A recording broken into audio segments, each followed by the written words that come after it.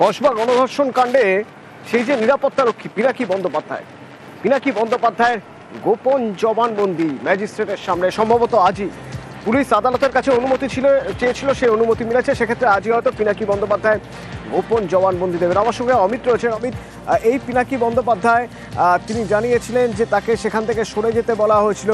তিনি যে তার রুমের যে বর্ণনা দিয়েছিলেন সেই রুমের বর্ণনার সঙ্গে নির্যাতিতার রুমের বর্ণনা মিলে গিয়েছিল, মানে অন্তত এই ক্ষেত্রে এরা দুজন ঠিক সত্যি কথা বলছেন সেটা প্রমাণ হয়ে গিয়েছিল। আজ তার এই গোপন জবানবন্দি তদন্তের ক্ষেত্রে কতটা গুরুত্বপূর্ণ হতে পারে? দেখো, তদন্তের ক্ষেত্রে পুলিশের কাছে দেওয়া যে স্টেটমেন্ট পিনাকি বন্দ্যোপাধ্যায় তার সাথে নির্যাতিতার বয়ানে কিন্তু মিল ইতিমধ্যেই হয়েছে। এবার এই পিনাকি বন্দ্যোপাধ্যায় যে নিরাপত্তা রক্ষী যাকে ঘরের বাইরে রাখা হয়েছিল তার গোপন জবানবন্দির জন্য আবেদন করা হয়েছিল কলকাতা পুলিশের তরফে, তা ইতিমধ্যে অ্যালাউ হয়েছে বা মঞ্জুর হয়েছে আলিপুর আদালতে। সম্ভাবনা রয়েছে আজই, যেহেতু আজকে এই কসবা গণধর্ষণ মামলার অভিযুক্তদের আবারও আলিপুর আদালতে পেশ করা হচ্ছে জেল হেফাজত শেষে।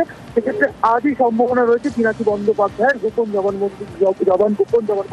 সেক্ষেত্রে ঘটনা কি ঘটেছিল, তাকে কিভাবে সেখানে আটকে রাখা হয়েছিল বা পুলিশের কাছে তিনি যে স্টেটমেন্ট দিয়েছিলেন বা তিনি নিজের সঙ্গে কি দেখেছিলেন, তার ঘরের বর্ণনা, এই সমস্ত কিছু একজন সাক্ষী হিসেবে কিন্তু গোপন জবানবন্দি তিনি দেবেন এমনটা কিন্তু মনে করা হচ্ছে। কারণ এই মামলার ক্ষেত্রে অত্যন্ত গুরুত্বপূর্ণ হবে, কারণ তিনি একমাত্র আই উইটনেস হতে পারেন বা তিনি একমাত্র সাক্ষী হতে পারেন যে ঘটনা বলি সম্পর্কে তিনি পুলিশকে যিনি ইতিমধ্যে অবগত করেছেন। ম্যাজিস্ট্রেটের কাছে গোপন জবানবন্দি দিলে তা কিন্তু রেকর্ড তদন্তের যখন বিচার প্রক্রিয়া শুরু হবে তখন কিন্তু এই গোপন জবানবন্দি অত্যন্ত গুরুত্বপূর্ণ এভিডেন্স হিসেবে কাজ করবে, এমনটা কিন্তু পুলিশ মহলও মনে করছে।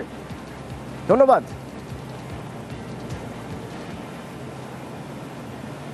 জুয়ার থেকে পুলিশের রেড, 2 লক্ষ টাকা বাজেয়াপ্ত করা হয়েছে, ধরপাকড় চলেছে। তার মধ্যে থেকে পাওয়া গেল একজন অঞ্চল সভাপতিকে। মুর্শিদাবাদের বহরমপুরের ঘটনা। আমার সঙ্গে প্রণব রয়েছেন। প্রণব, ওই অঞ্চল সভাপতি ওখানে মানে কোনো সুনির্দিষ্ট টিপ ছিল পুলিশের কাছে এরকম কোনো খবর ছিল, নাকি এমনি জুয়ারিদের ধরতে গিয়ে অঞ্চল সভাপতিকে ধরে ফেললেন? কে এই অঞ্চল সভাপতি?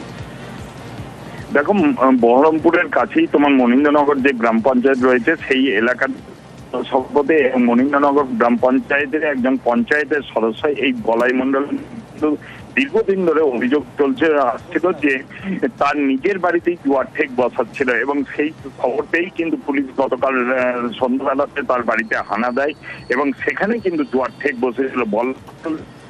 8 জনকে গ্রেপ্তার করে এবং সেখান থেকে 2 লক্ষ টাকা মতো বাজেয়াপ্ত করা হয় এবং তাকে আজকে বহরমপুর জেলা জজ কোর্টে পাঠানো হয়েছে। এবং পুলিশ জানার চেষ্টা করছে এই ঘটনা কতদিন ধরে সে চালাচ্ছিল এবং আরো কারা কারা আসতো সেগুলোও কিন্তু জানার চেষ্টা করছে। এবং এই ঘটনাকে কেন্দ্র করে কিন্তু যথেষ্টভাবেই চাপানো উত্তর শুরু হয়েছে, কারণ তৃণমূলের অঞ্চল সভাপতির নামে এই ধরনের অভিযোগ।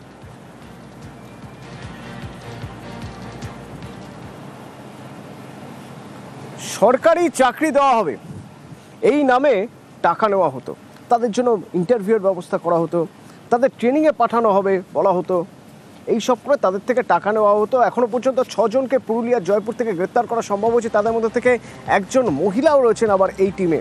কিভাবে কাজ করতো এই টিম জানবো। আমার সঙ্গে ইন্দ্র রয়েছে। ইন্দ্র, 2টো বিষয় প্রথমে জানতে চাইবো যে কিভাবে এরা কাজ করতো, দ্বিতীয়ত জানতে চাইবে কিভাবে ধরা সম্ভব হলো এই গ্যাং। দেখো, আসলে এই টিম যে টিমটা এই প্রতারণা চক্র চালাতো সেই টিমের যেখানে এরা এই ইন্টারভিউ জন্য যে ফান্ড পাতে সেটা একেবারেই প্রকাশ্যে যাতে কারো সন্দেহ না হয়। জয়পুর শহরে একটি জায়গায় তারা ইন্টারভিউর জন্য রাজ্যের বিভিন্ন প্রান্ত থেকে ছাত্রছাত্রীরা এসছে, তাদের ইন্টারভিউ নিচ্ছে এবং এই ইন্টারভিউতে যেটা বলা হচ্ছে যে সরকারি পদের জন্য চাকরি দেওয়া হবে এবং লোভনীয় অফার থাকছে এবং এই ফাঁদে পা দিয়ে যারা আসছে তাদের কাছ থেকে টাকা নেওয়া হচ্ছে। এবং এরই মধ্যে একজন ছাত্রের সন্দেহ হতেই পুলিশের সঙ্গে যোগাযোগ করে, তারপরেই জয়পুর থানার পুলিশ সেখানে যায় এবং সেই তাদের সাথে কথা বলে বুঝতে পারে যে পুরো বিষয়টি ভুয়ো এবং তারা প্রতারণা করছে। জয়পুরের 3 জন রয়েছে যেমন, তেমনি বাঁকুড়ার 1 জন রয়েছে, মেদিনীপুরের 2 জন রয়েছে, একজন মহিলা রয়েছে এদের মধ্যে 6 জনের মধ্যে। এদের সকলকেই গ্রেপ্তার করা হয়েছে এবং এদের সাথে আরো কোনো প্রতারণা চক্রের যোগসূত্র রয়েছে কিনা সেই বিষয়গুলি খতিয়ে দেখতে ইতিমধ্যেই 2 জনকে পুলিশ রিমান্ডে নেওয়া হয়েছে এবং একজনকে এমন ব্যক্তিকে পাওয়া গেছে যে একাধিক প্রতারণা চক্রের সাথে তিনি যুক্ত রয়েছেন বলে জানতে পেরেছে পুলিশ। এবং শুধু পুরুলিয়া নয়, রাজ্যের বিভিন্ন জায়গায় এই ছকে তারা প্রতারণা করত, বিভিন্নভাবে প্রতারণা করতো বলে প্রাথমিকভাবে পুলিশ জানতে পেরেছে। 6 জনকে গ্রেপ্তার করা হয়েছে। সোর্স ইনফরমেশন পায় যে জয়পুরের পরিচয় ভবনে কিছু ব্যক্তি ফ্রডুলেন্টলি একটা ইন্টারভিউ নিচ্ছে, যার কোনো অফিসিয়াল বা কোনো রিয়েল বেস নেই। 150 জনের মতো বিভিন্ন পকেট থেকে ওয়েস্ট বেঙ্গলের চাকরি প্রার্থী তারা এটাতে দেখে অলুব্ধ হয়ে তারা এখানে আসে ইন্টারভিউ দেওয়ার জন্য। সেরকমই একজন ব্যক্তির কাছ থেকে আমরা কমপ্লেন পাই। গিয়ে যখন তাদেরকে জিজ্ঞাসাবাদ করে তখন জানতে পারি যে এটার কোনো অফিসিয়াল ড্রেস নেই। আমরা 6 জনকে অ্যারেস্ট করেছি। 6 জনের মধ্যে 3 জনের বাড়ি জয়পুরে, 1 জনের বাঁকুড়াতে আর 2 জনের পূর্ব মেদিনীপুরে। বাড়ির সামনে মদ খাওয়া হয়, গালিগালাজ করা হয়, প্রতিবাদ করতে গিয়ে এক দম্পতি আক্রান্ত। ক্যানিং এর ঘটনা, মেরে রড দিয়ে মেরে মাথা ফাটিয়ে দেওয়া হলো। অনুপ রয়েছেন আমার সঙ্গে। অনুপ, কারা এরা? তাদের বিরুদ্ধে কোনো অভিযোগ হয়েছে? পুলিশ তাদের আইডেন্টিফাই করেছে? দেখো, ইতিমধ্যে পুলিশ কিন্তু ঘটনা তদন্ত শুরু করেছে। তবে যাদের বিরুদ্ধে অভিযোগ তারা কিন্তু প্রতিবেশী, কারণ দীর্ঘদিন ধরে এই বাড়ির সামনে বসে মদ্যপান করে এবং সেই ঘটনায় কিন্তু এই পরিবার কিন্তু বারবার তাদের বারণ করেছিল, কিন্তু সেই বারণ কিন্তু তারা শোনেনি। গতকালকে কিন্তু বিকেলে কিন্তু তারাও আবার সেই এলাকায় মদ্যপান করছিল। সেই সময় কিন্তু তারা গালিগালাজ করে। সেই ঘটনায় এই মহিলা প্রতিবাদ করলে কিন্তু তাকে প্রথমে মারধর করা হয়। এরপরে কিন্তু বাড়ির যে হচ্ছে নাবালক সন্তান রয়েছে সে হচ্ছে দেখতে পেয়ে চেঁচামেচি করলে সেখানে কিন্তু তার স্বামী চলে আসেন। আসার পরে তাকেও মারধর করে, এমনকি লোহার রড দিয়ে মেরে তার মাথা ফাটিয়ে দেয়। এরপরে কিন্তু সেই যে সব প্রতিবেশীরা যারা এই যে গালিগালাজ করতো তারা কিন্তু বাড়িতে ঢুকে বাড়িতে ভাঙচুর করে বলে এমনই অভিযোগ। এই ঘটনায় এই পরিবার কিন্তু ক্যানিং থানায় কিন্তু গতকালকে কিন্তু অভিযোগ দায়ের করেছে। প্রথমে আহত অবস্থায় তারা ক্যানিং মহকুমা হাসপাতালে চিকিৎসা করান। সেখান থেকেই কিন্তু তারা কিন্তু ক্যানিং মহকুমা হাসপাতাল থেকে ক্যানিং থানায় অভিযোগ দায়ের করে ঘটনা তদন্ত শুরু করেছে ক্যানিং থানা পুলিশ। তবে ইতিমধ্যে মালদা দুষ্কৃতী তাণ্ডব, কখনো আগ্নেয়াস্ত্র নিয়ে দাপাদাপি, কখনো ডাকাতি। এত আগ্নেয়াস্ত্র আসছে কোথা থেকে? মালদা জেলা পুলিশ সুপারের দাবি এইসব আগ্নেয়াস্ত্র আসছে বিহার থেকে, ঝাড়খণ্ড থেকে, ব্যবহার হচ্ছে এখানে, দুষ্কৃতীরা এখানে ব্যবহার করছে। আর এসব নিয়েই রাজনীতির হাওয়াও গরম।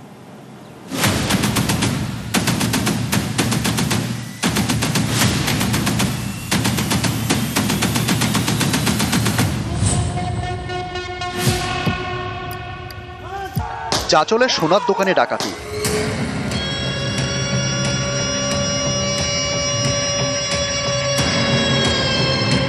অস্ত্র হাতে দোকানে ঢুকে লুট,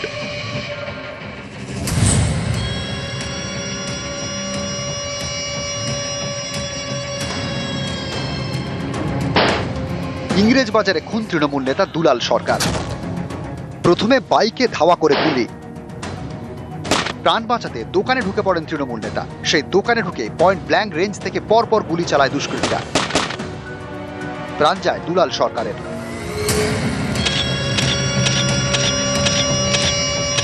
এরপরেও নানা সময় শুট আউট, খুন, বেআইনি অস্ত্র উদ্ধার। কোথা থেকে ঢুকছে এইসব বেআইনি আগ্নেয়াস্ত্র? পুলিশের দাবি বেশিরভাগই ঢুকেছে বিহার অথবা ঝাড়খণ্ড থেকে। একটি 9mm পিস্তল কেনা হচ্ছে 40 থেকে 50 হাজার টাকায়, 7mm পিস্তল 30 থেকে 50 হাজার টাকায়। বেআইনি অস্ত্রের কারবারিরা ক্যারিয়ার হিসেবে ব্যবহার করছে মহিলাদেরও। মালদা জেলার পাশে বিহার এবং ঝাড়খণ্ড, আরেকদিকে বাংলাদেশ। অভিযোগ এই ভৌগোলিক অবস্থানকে কাজে লাগিয়ে বেআইনি অস্ত্রের কারবার মালদায়। গত 8ই মে মালদা থেকে গ্রেপ্তার করা হয় বিহারের ভাগলপুরের বাসিন্দা সঞ্জিত তিওয়ারিকে। তার থেকে উদ্ধার হয় 8টি পাইপ গান এবং প্রচুর গুলি।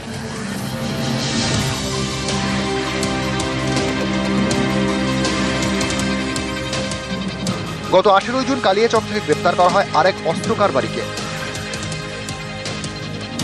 গ্রেপ্তারের পাশাপাশি অস্ত্র উদ্ধারও চলছে।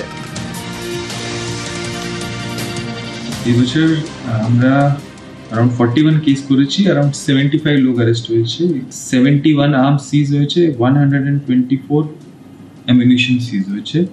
বেশিরভাগ যে আর্মস আছে হার থেকে ট্রেস করতে পারছি, মুঙ্গের, আর কিছু মিডলম্যান আছে ঝাড়খণ্ডে, আর এখানে কিছু কিছু লোক আছে যে মতলব সিন্ডিকেট মতো করে, ওনাকে আমরা এরকম কিছু লোককে আমরা অ্যারেস্ট করেছি। মানে কয় জানুয়ারি মাস থেকে এখন পর্যন্ত প্রায় 30-40 খানা এই ধরনের ঘটনা ঘটেছে। সব থেকে বেশি ভয়ের মধ্যে আছে ব্যবসায়ীরা। 10,000 টাকা ক্যারি করতে ভয় পাচ্ছে, মানে এত পরিস্থিতি খারাপের দিকে। এগুলো বেশিরভাগই আসছে বিহার থেকে এবং ঝাড়খণ্ড থেকেও আমাদের আগ্নেয়াস্ত্র আসছে। যে জেলা প্রশাসনকে আরও বেশি সচেষ্ট হতে হবে তাদের মধ্যে ভুগতে, সেই নিরাপত্তা থেকে যেন তারা শান্তিতে ব্যবসাটা করতে পারে।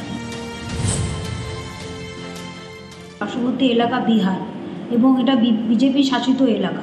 এখান থেকে এত আর্মস আসছে, এত মানে হয়তো গুন্ডারা ওখান থেকে উঠে আসে। আমরা আরও অনুরোধ করব যে ওখানে সার্ভেলেন্স যদি বাড়ানো যায়, যে কিভাবে তারা ঢুকছে, যারা ঘুরে ফিরে তৃণমূল কংগ্রেসের কর্মীরাই কিন্তু খুন হচ্ছে।